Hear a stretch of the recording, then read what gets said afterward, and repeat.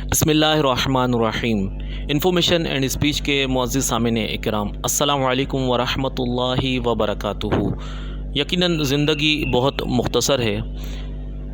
اس دنیا سے جانے کے بعد انسان کو جس مقام پر جانا پڑتا ہے اس کو عالم برزخ کہا جاتا ہے۔ آج عالم برزخ کے بارے میں کچھ سنتے ہیں اور آخرت کی تیاری بھی کرتے ہیں۔ دنیا اور آخرت کے درمیان ایک اور عالم ہے جس کو برزخ کہتے ہیں۔ مرنے کے بعد اور قیامت سے پہلے تمام انس و جن کو حسب مراتب اس میں رہنا ہوتا ہے، اور یہ عالم اس دنیا سے بہت بڑا ہے۔ دنیا کے ساتھ برزخ کو وہی نسبت ہے جو ماں کے پیٹ کے ساتھ دنیا کو۔ برزخ میں کسی کو آرام ہے اور کسی کو تکلیف۔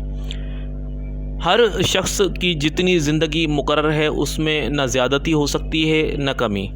جب زندگی کا وقت پورا ہو جاتا ہے اس وقت حضرت عزرائیل علیہ السلام قبض روح کے لیے آتے ہیں، اور اس شخص کے داہنے بائیں جہاں تک نگاہ کام کرتی ہے فرشتے دکھائی دیتے ہیں۔ مسلمان کے آس پاس رحمت کے فرشتے ہوتے ہیں اور کافر کے داہنے بائیں عذاب کے۔ اس وقت ہر شخص پر اسلام کی حقانیت آفتاب سے زیادہ روشن ہو جاتی ہے، مگر اس وقت کا ایمان معتبر نہیں، اس لیے کہ حکم ایمان بالغیب کا ہے اور اب غیب نہ رہا بلکہ یہ چیزیں مشاہدہ ہو گئیں۔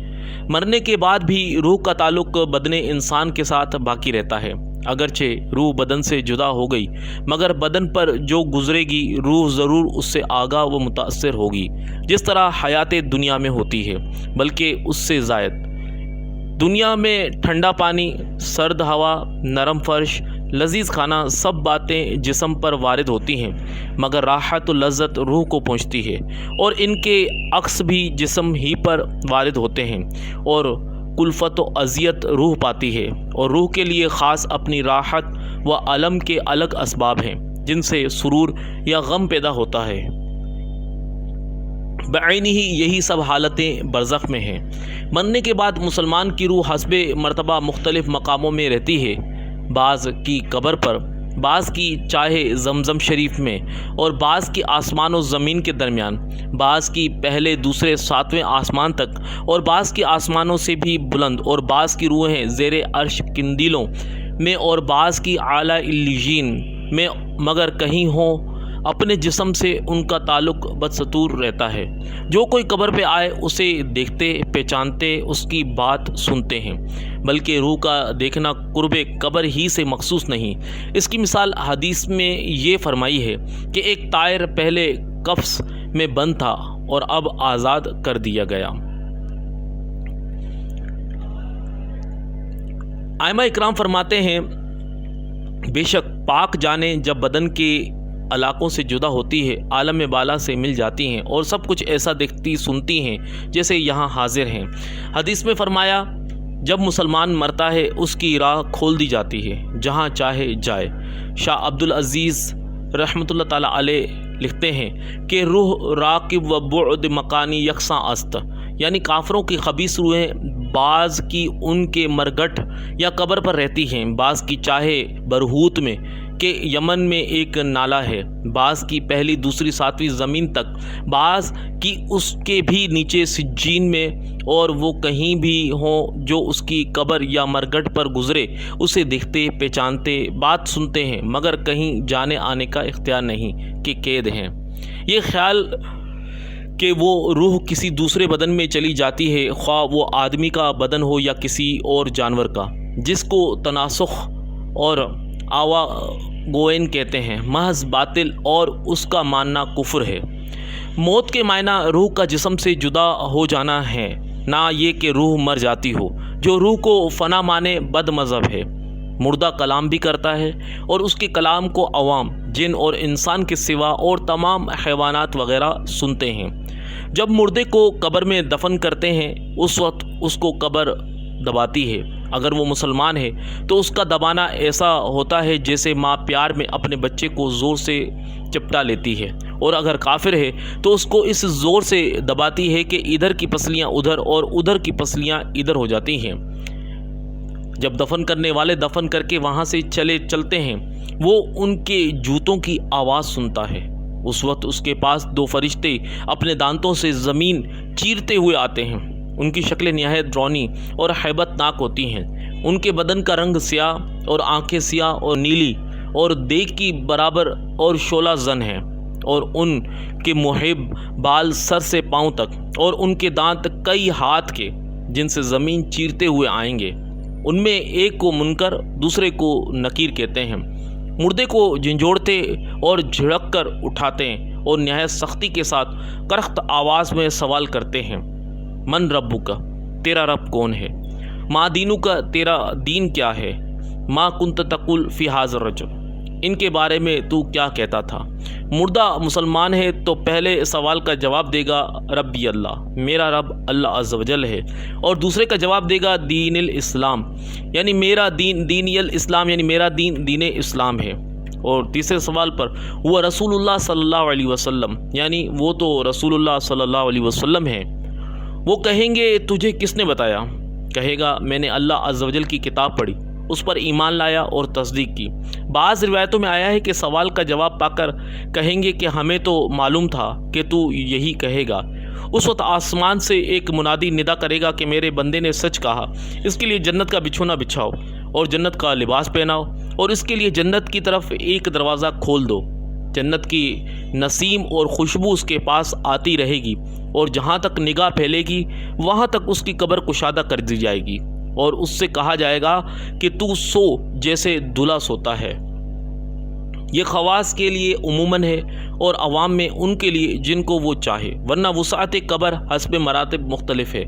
بعض کے لیے 70 ہاتھ لمبی چوڑی، بعض کے لیے جتنی وہ چاہے زیادہ، حتیٰ کہ جہاں تک نگاہ پہنچے۔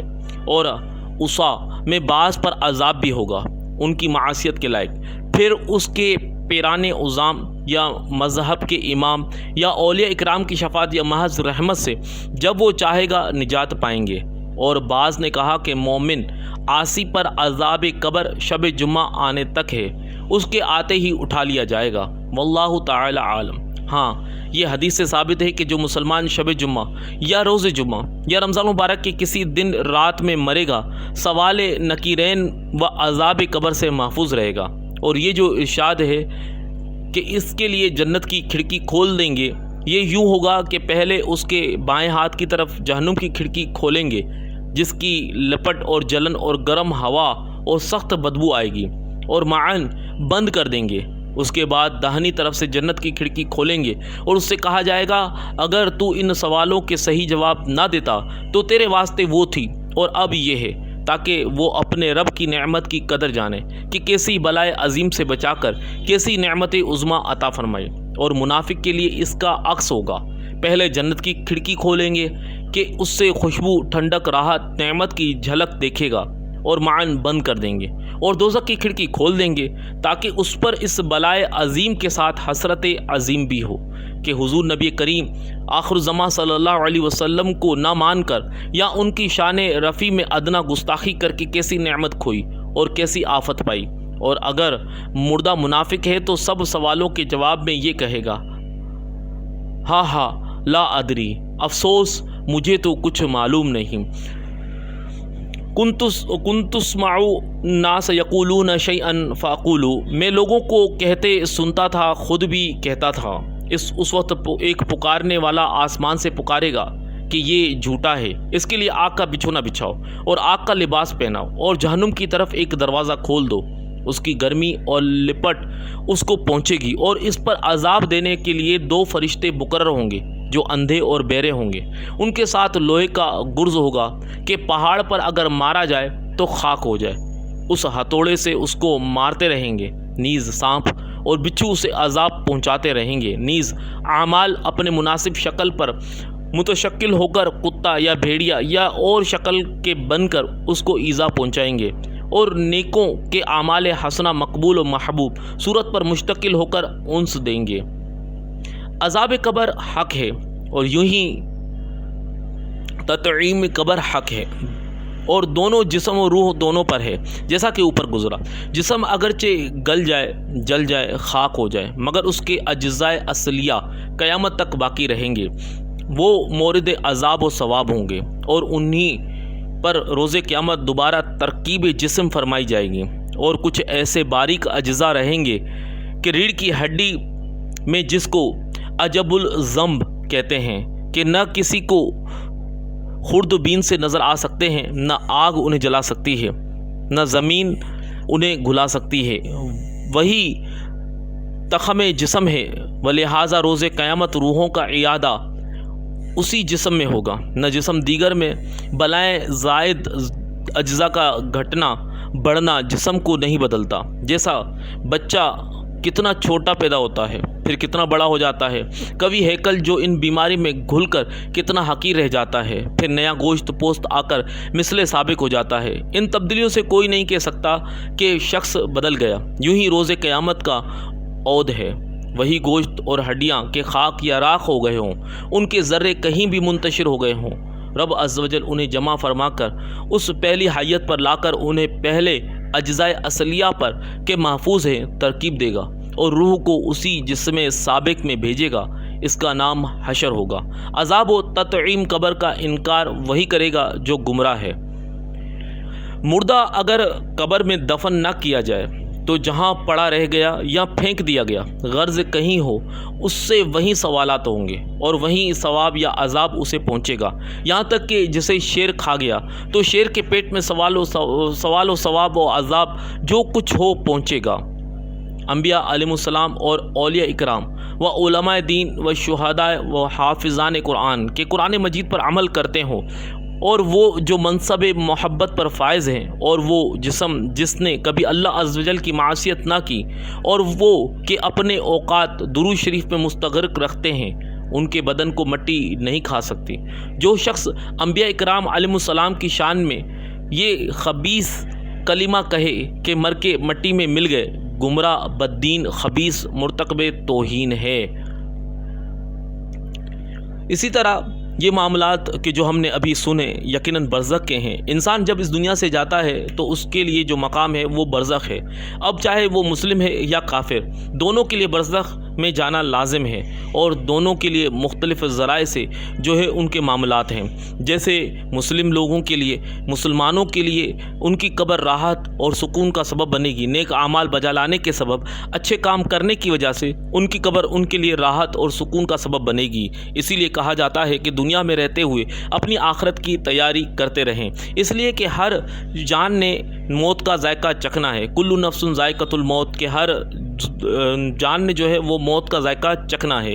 تو معلوم چلا کہ ہم سب کو بھی ایک دن مرنا ہے اور اس کے بعد برزخ کی جانب رواں دواں ہونا ہے۔